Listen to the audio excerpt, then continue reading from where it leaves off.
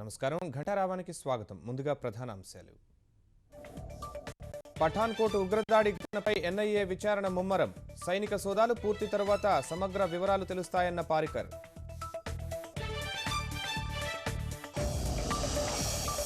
June 2లోగా తాత్కాలిక సచివాలయ నిర్మాణం పూర్తి కావాలి. రాజధాని అభివృద్ధి కమిటీ భేటీలో అధికారులకు సీఎం ఆదేశాలు.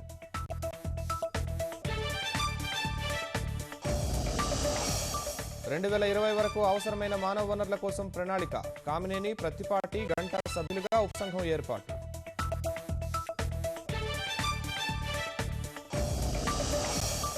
ఆకర్షణీయ పెనుగంచి ప్రోలు లక్ష్యంగా అడుగులు. జన్మభూమి మా ఊరిలో సీఎం ప్రకటన.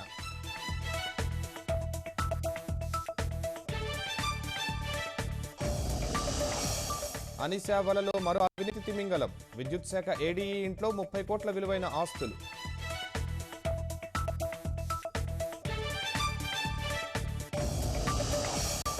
క్రికెట్ చరిత్రను తిరగరాసిన ముంబై కుర్రాడు. 1000 పరుగులు దాటిన ప్రణవ్, సచిన్ ప్రశంసలు.